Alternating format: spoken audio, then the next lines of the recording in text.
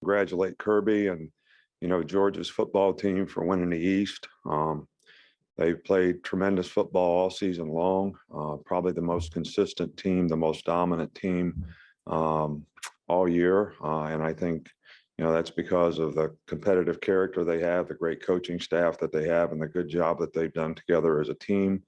It's certainly a privilege and an honor for us to be in the SEC championship game. We think that's one of the best competitive venues, in college football, and certainly going to be a great challenge for our team to play what I feel is probably the best team in the country in this particular game. So, we're looking forward to that opportunity. Thank you, Coach. We will now begin questions with Michael Casagrande, AL.com. Go ahead, Mike. Yeah, is there an update on Brian Robinson, where he is this week in practice? We're doing some things with him today in practice and see how he responds. So it's going to be day to day. So we'll just have to see how it goes. Our next question will come from Nick Kelly of the Tuscaloosa News. Go ahead, Nick. Yeah, and for Darren Delcourt's ankles, where's he at heading into this game? Pretty much the same situation that B-Rob's in. He's been able to practice on a limited basis, and we'll see what he can do today, how he responds to it, and it's going to be a day-to-day situation as well. Next question comes from Mike Rodak. Go ahead, Mike. I'll make it one more injury question with Jalen Armour-Davis and how he's gotten through the week. Yeah, he's been able to do just a limited amount of things. He doesn't play a position where if he's not, full speed, he could be expected to play. But we're still going to sort of look at him on a day-to-day basis too and see how he progresses. So we'll just have to wait and see. Next question will come from Tony Salakis. Tony. Nick, given the way that this game's kind of played out and the talent of both quarterbacks on Georgia's roster, have you prepared for both of them for this game? And in addition, just what does each of them have to offer in terms of skill set, in your opinion? Well, I think both the guys do a really, really good job with their offense. I don't think their offense changes significantly. I think, Stetson Bennett is very athletic. He extends plays. He's quick, fast, and has made plays with his feet, probably a little more. But their offense doesn't change. Both guys are very talented. Both guys do a really good job of sort of executing their offense. And, they run the football effectively. They have a great balance. They have good play action passes. They've got good skill guys outside, and they got a good effective scheme when they do have to throw the ball, whether it's third down, 2 minute, whatever. So I don't see that they're going to do different things with these guys in the game.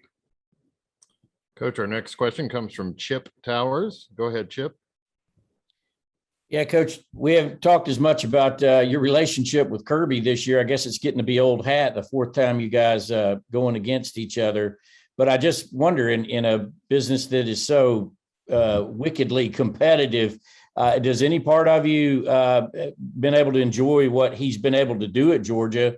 Pretty much using your blueprint over there, the things he learned under you. And now he's, obviously trying to do that to use those principles to finally defeat you.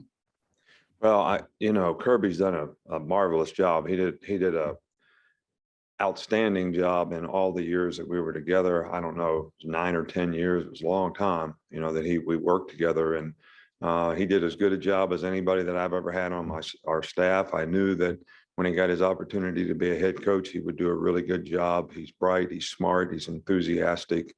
He does a good job in relationship with players. He's a good recruiter. So, he's done a great job there. And look, I'm always very gracious in terms of the gratitude that I have for what guys did when they were with us. And I understand that they do it well because they want opportunities themselves. And it's always good to appreciate what they did for us, but also, there's some pride in it that they have gone on and done, very well in building their own program. And, Kirby just done a fantastic job. Next question comes from Lance McCurley. Go ahead, Lance. Hey, Coach Saban, you caught Kirby in year 2 in the national championship, and you faced him early in his career 2 years later. What have you seen him? How has he developed as a coach over the last couple of years into putting Georgia at a spot that it hasn't been in since 1982? Well, they were in the spot, 2 years ago or whenever it was, 2017, whenever we played in the national championship game. So I think they have been in the spot, and I think Kirby's done a really good job the whole time he's been there. He's got really good players now. They're really well coached.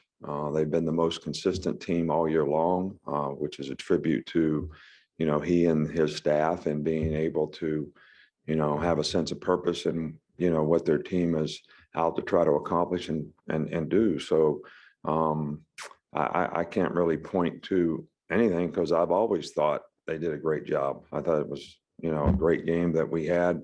Every game that we've had has been a great game. And I've had the utmost respect for Kirby and his team in those games, and I certainly have it in this game. Coach, our next question comes from Charlie Potter. Go ahead, Charlie. Yeah, hey, Coach, going back to injuries, just how has JoJo Earl progressed, and do you have an update on Robbie Oots? Robbie Oots has a stress fracture in his foot, so he's not going to be in the game. JoJo is making progress. I don't think enough to be able to play in the game at this point, but probably we'll be back, sometime shortly. Our next question comes from AP Stedham. Go ahead, AP. Hey, Coach, have you made the decision who will be the holder for the field goals and extra points? And what does Georgia do to provide so many opportunities for the freshman tight end Brock Bowers? And what are the difficulties guarding him? He's an outstanding player, no doubt. Probably as good a tight end as we've faced all year. I think they have 3 really good tight ends. He's probably the best receiver, although they're all very capable, good players. He's difficult to guard. He's got good size. He's very athletic, great hands, good route runner. So he's very challenging to guard. Anytime you got big guys that have that kind of, skill level, it's harder for smaller guys to cover them. It's harder to find bigger guys that are athletic enough to cover them. From a holder standpoint, I'm going to listen to the kicker. It's who he's most comfortable with and who he has confidence in terms of getting the ball down. And so that decision will get made based on, what our kicker thinks, what Will thinks. Coach, our next question comes from Carl Prather. Carl? Hey, Nick, I wanted to ask you about a couple of players that have been in the program for quite some time, and LeBron Ray and Kendall Randolph, and what they've meant to you in your program throughout the years. Yeah, those 2 guys have done, really well in the program, not only on the football field, but they both, developed very nicely personally and done a good job in school.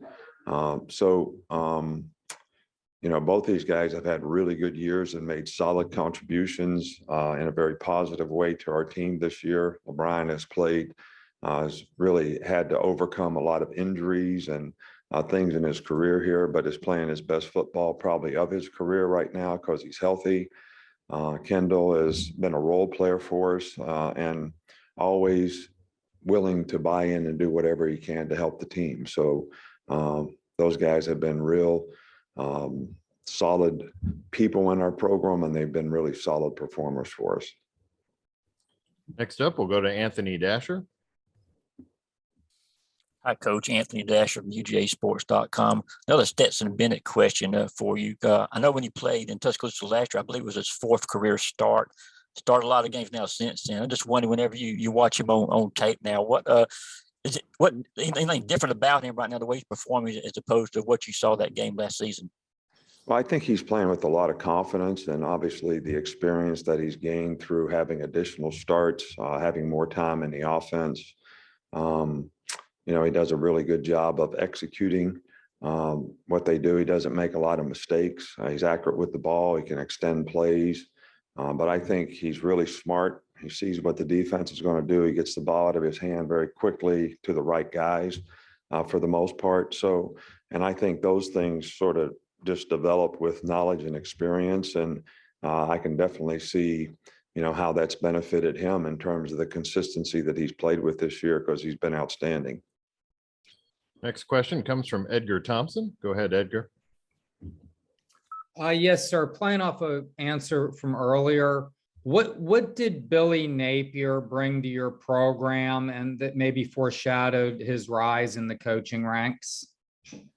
Billy did an outstanding job for us. I mean, he was a very good coach. He was a good recruiter.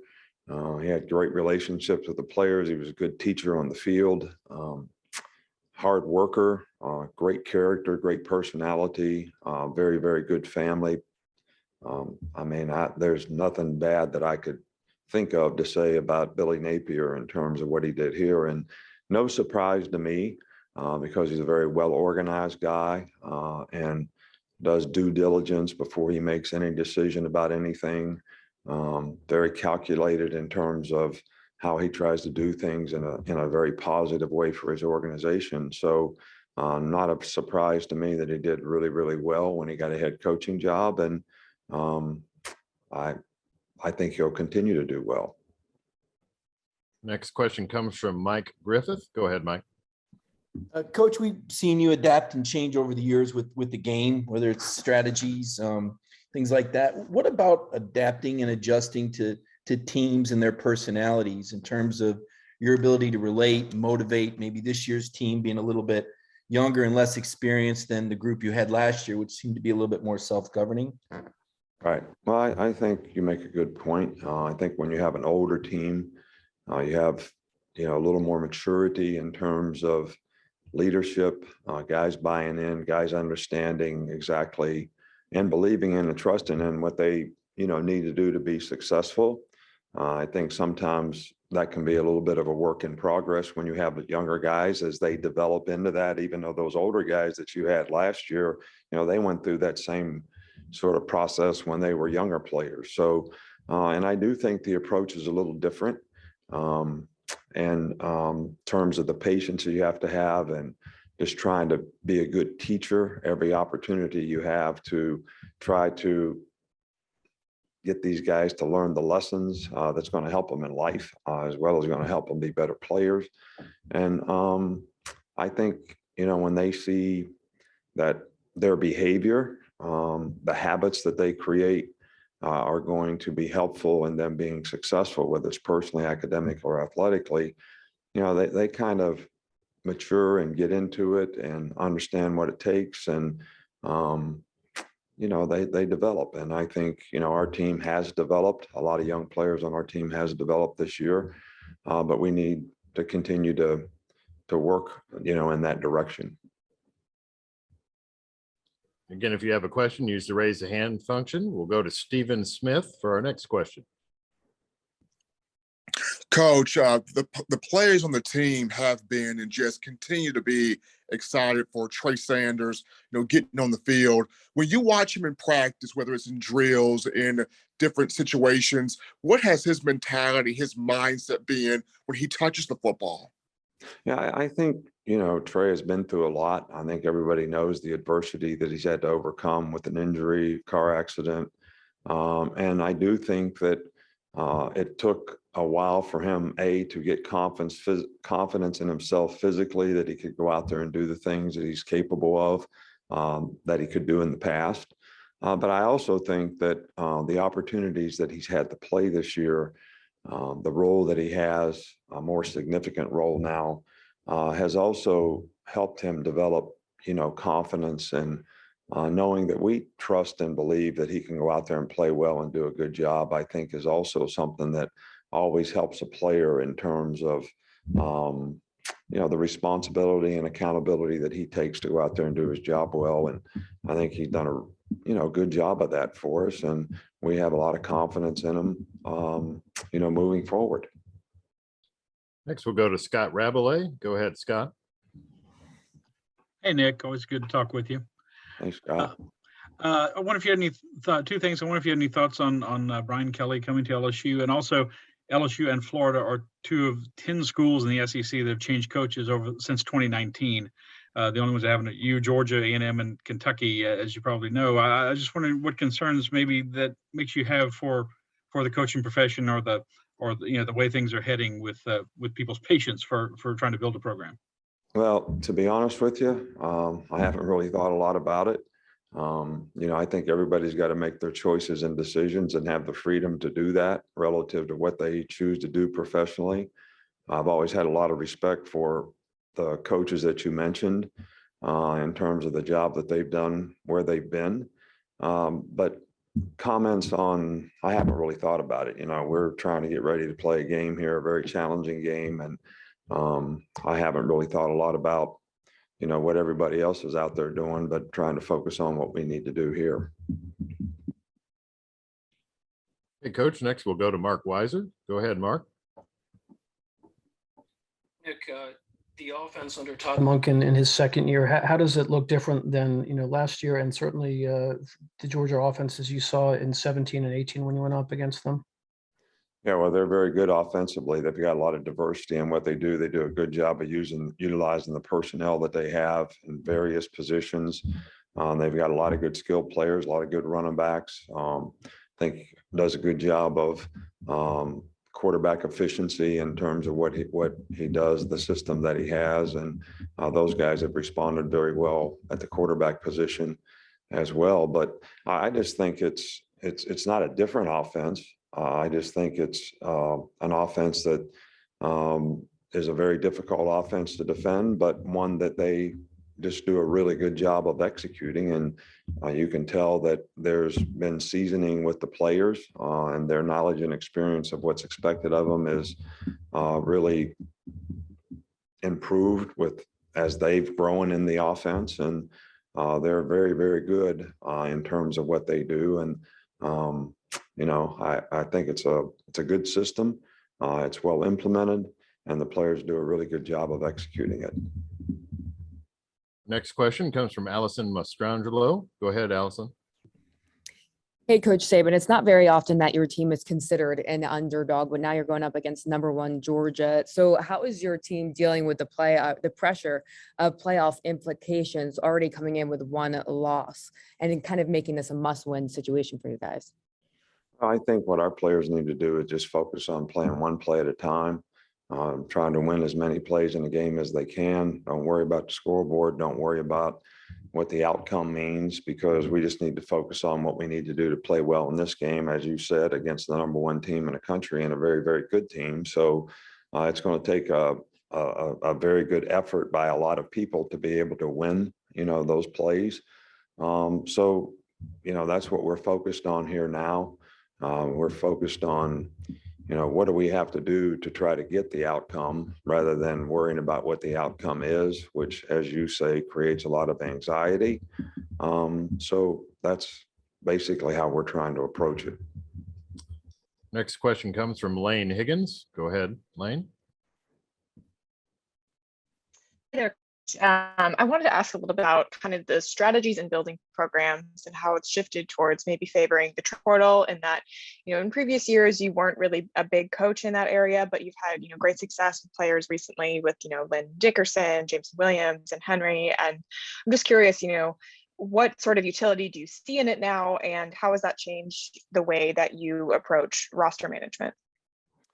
Well, I think it's you have to look at it as, whether you agree with it or disagree with it, you have to look at it as a source of bringing talented players to your team. My philosophy has been, if a player can help our team be more successful, and he's got the right kind of character and attitude, and he wants to buy into the things the way we want to try to do them here to help him be successful, then we're certainly going to consider, every avenue of how you can bring, players to your team. We still believe in, young players that we can develop in our program, but at the same time, I think you have to consider this no different than the free agent pool if you were in the NFL, because, it's kind of it's a pool of players that are available that, can help your team. And the next question is from AP Stedham. Go ahead, AP. Coach, if you had the choice, would you select a defensive lineman that can rush up the middle, or is it more effective on the edge? I think whatever's more effective in getting to the quarterback. So, and it depends in some cases on the quarterback. When guys are really good runners, you want to make sure you can contain them, and other guys, maybe you can have a little different approach if they're not as mobile or whatever. But I don't really have a choice. You just like to have effective pressure when you choose to pressure, and hopefully it affects the quarterback.